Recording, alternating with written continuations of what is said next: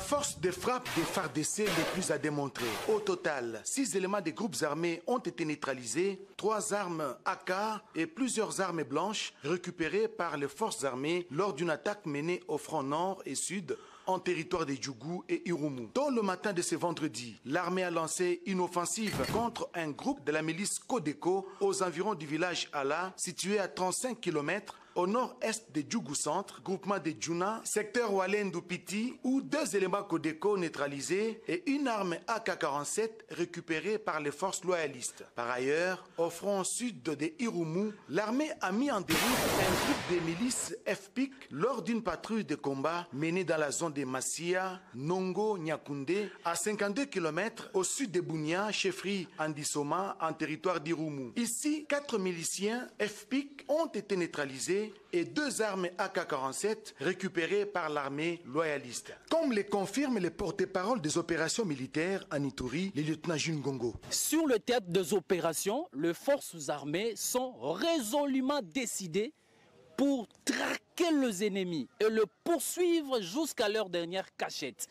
Et partout où ils seront, nous serons là et ils seront délogés. Ces opérations sont menées à la lettre et à l'esprit au respect de règles internationales, humanitaires, mais aussi les règles d'engagement qui constituent notre critère du succès au sein des forces armées. Pour le gouverneur de l'Ituri et commandant des opérations, le lieutenant-général Johnny Luboya, tous les éléments des groupes armés sont appelés à déposer les armes, et cela sans condition, au risque de subir la puissance des feux des FARDC, déterminés à en finir avec l'insécurité dans cette partie de la République. Les opérations se poursuivent et tous les groupes armés sont appelés à déposer les armes avant les pires.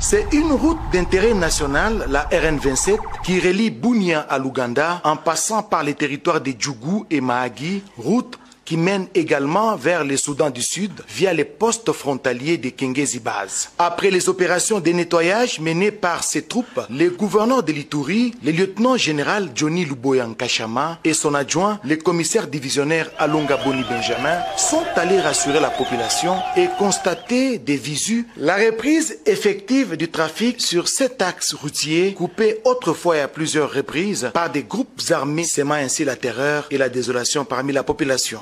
Cette route sert de voie de ravitaillement en produits de première nécessité vers les centres de consommation. Au centre de négoce de Iga Barrière, le gouverneur de l'Ituri et commandant des opérations, le lieutenant-général Johnny Luboya, a pris langue avec la population venue lui soumettre ses doléances axées essentiellement sur la multiplicité des taxes et les tracasseries auxquelles elle fait face sur ce tronçon. Nous saluons le travail des FARDC et de la police. Ils ont en tout cas libéré ce tronçon.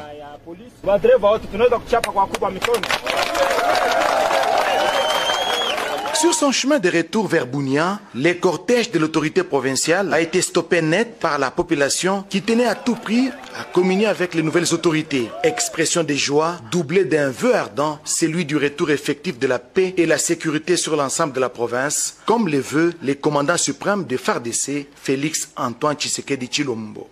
La force de frappe des FARDC n'est plus à démontrer. Au total, 6 éléments des groupes armés ont été neutralisés, 3 armes AK et plusieurs armes blanches récupérées par les forces armées lors d'une attaque menée au front nord et sud en territoire de Djougou et Irumu. Tôt le matin de ce vendredi, l'armée a lancé une offensive contre un groupe de la milice Codeco aux environs du village Ala, situé à 35 km au nord-est de Djougou Centre, groupement de Djouna, secteur Walendou-Piti, où 2 éléments Codeco neutralisés et une arme AK-47 récupérée par les forces loyalistes. Par ailleurs, au front sud de Irumu, l'armée a mis en déroute un groupe de milices FPIC lors d'une patrouille de combat menée dans la zone de Massia, Nongo, Nyakoundé, à 52 km au sud de Bunia, chefferie Andisoma, en territoire d'Irumu. Ici, 4 miliciens FPIC ont été neutralisés et 2 armes AK-47 récupérées par l'armée loyaliste. Comme le confirme le porte-parole des opérations militaires en Ituri, le lieutenant Jungongo. Sur le théâtre des opérations, les forces armées sont résolument décidées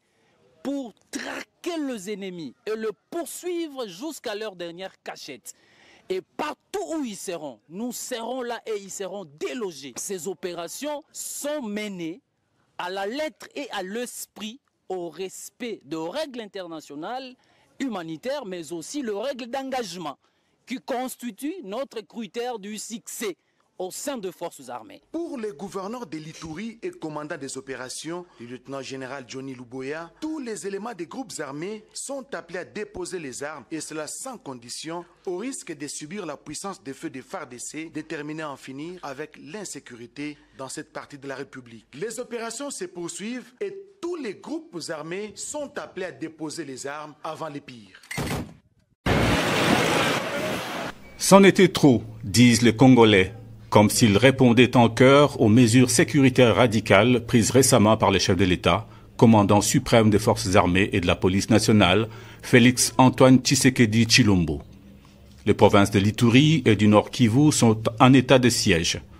Pendant sa durée, elles verront aux commandes des militaires et des policiers. Les cours et tribunaux ne seront pas en reste. Les libertés individuelles seront par ailleurs restreintes dans les limites de la Constitution de la République. Une décision dissuasive destinée à tempérer les ardeurs de groupes armés, mieux cerner leur mode opératoire afin de complètement les anéantir. L'appel du chef de l'État n'a pas épargné les populations locales, éreintées par plusieurs années de violences meurtrières. Leur vigilance, leur surveillance seront désormais mises à contribution. En Ituri et au Nord Kivu, elles sont partagées entre espoir, détermination et soulagement face à l'état de siège et à l'arrivée des nouvelles autorités.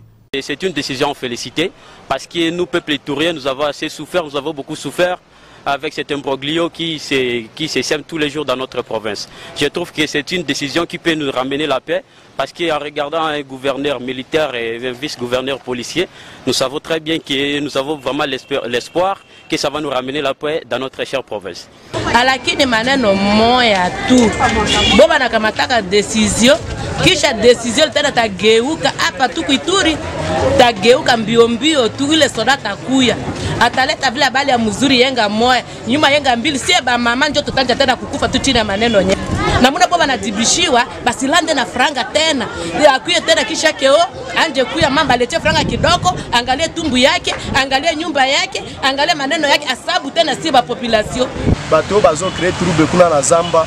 Ils ont complice ba côté quoi veste ndé baza koto na ba assemblée provinciale na ba nini na ba gouvernorat bango ndé baza kuna bango ndé bazo renforcer bango po bazwa bambongo batunga ba pa na poto biso ba coopérer ya marché tozo zwa botozo souffrir jumu banga sasa batoto habasome batu biko kubashe batoto biko barabara biko nalomba basafra vraiment haiko na saidia retu si ba mama. Kwa hivi sisi tulifurahia sana kwa etat de siège na tulikuwa naomba Mungu iendelee afaye resite pour que kalme ingia kuitura na banzela tozana problème makasi neti biso to voyageaka tango tozo kende kokoma place tozo kende soki tokomi to remercier Nzambe tozongi pe to remercier Nzambe po tango mususu ozo bimawa ozo kende côté ya ba fataki ozo kende paida meko bima awa kokoma ti na mboka ya Mahagi. Vraiment insécurité ezaki na nzela ezaki matata neti gouverneur soda zoya toko kendeka na rythme ya kisoda totala babungisela biso nde makamu malamu. Bon gouverneur vile anakuya mo il faut tunampokelea na amani ye mwenyewe ayue population vile kizi na teseka au moins lazima population ipate amani kuye na kazi tufurahie sana tuchukue maneno siku tesekana lazima kuwana tout ça hivi haiko mzuri. Message lourd de sens, des défis majeurs certes, mais l'envie d'en finir avec les forces négatives semble ne faire l'ombre d'aucun doute.